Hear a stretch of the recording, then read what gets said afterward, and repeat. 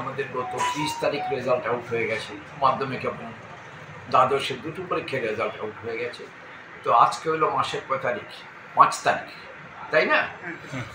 তো আজকে থেকে আমাদের মার্কশিটে ইত্যাদি দেওয়া হয়ে গেছে এবং এই কাজগুলো দেওয়ার ব্যাপারে অফিসিয়াল যে ব্যবস্থাপনা বিভিন্ন ঠিকঠাক করা আমাদের বোর্ডের সেক্রেটারি ডক্টর দুলাল দে পুরো ওনার তত্ত্বাবধানে এই কাজটা চলছে।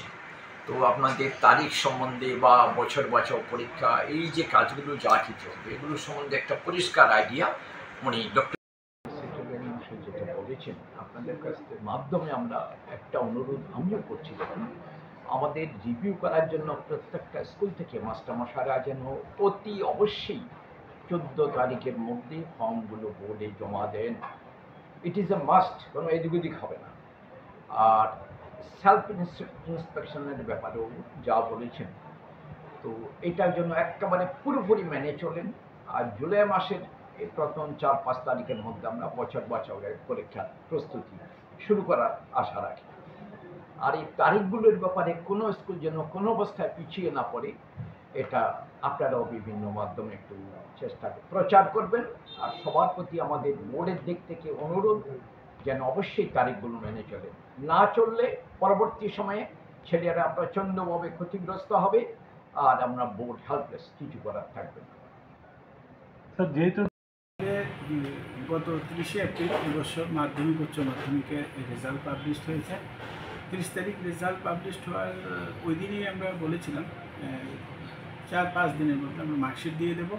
সেই কথা অনুসারে আজকের থেকেই মার্কশিট দেওয়া শুরু হয়েছে, সেটা আমরা গত শনিবারে নোটিফাইও করেছি।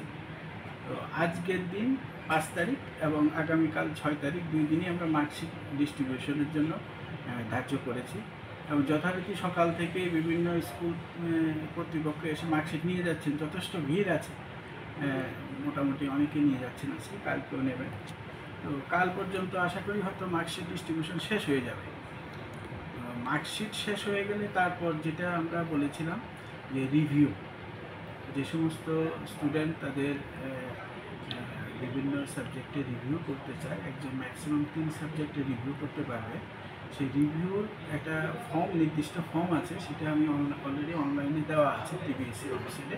সেই ওয়েবসাইট থেকে ডাউনলোড করে ফিল আপ করে সমস্ত কাগজপত্র দিয়ে 8 তারিখের মধ্যে স্কুলে জমা দেবে। আজকে হচ্ছে 5 তারিখ, আজকে স্কুল নিয়ে যাচ্ছে, কাল স্টুডেন্ট পেয়ে যাবে মার্কশিট 6 তারিখ। 6-7-8 তারিখের মধ্যে স্কুলে জমা দেবে।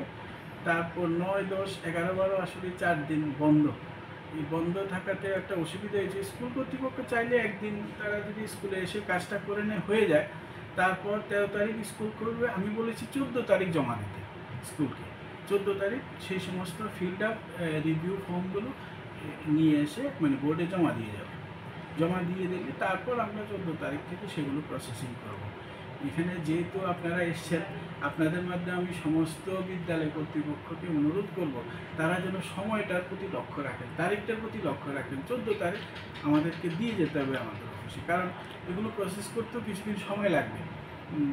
তারপর এই জমা দেওয়ার পরে 14 তারিখের পর আমি রিভিউর অ্যান্সার স্ক্রিপ্ট বের করা, এগুলো তো বের করতে হবে, সেগুলো তো সেই বিশাল থাকলে হবে না। পরবর্তী এরপর স্টেপ হচ্ছে আমার সেলফ ইন্সপেকশন। সেলফ ইন্সপেকশানে বলেছি আমি 25 তারিখের মধ্যে অফিসে জমা দিতে হবে, যেটা আমাদের নিয়ম।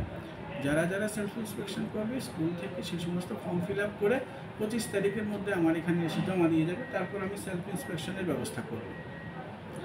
তবে এর মধ্যে আবার রিভিউ হলো, সেলফ ইন্সপেকশন রিভিউ আমি আশা করছি এই মাসের মধ্যে আমরা যদি করে নিতে পারবো, সেলফ ইন্সপেকশন হয়ে যাবে তারপরে।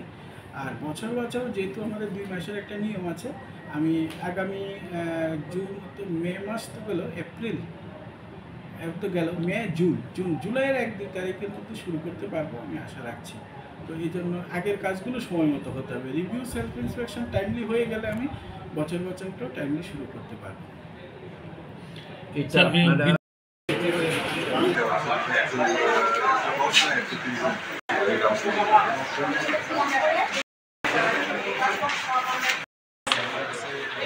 Bagmat,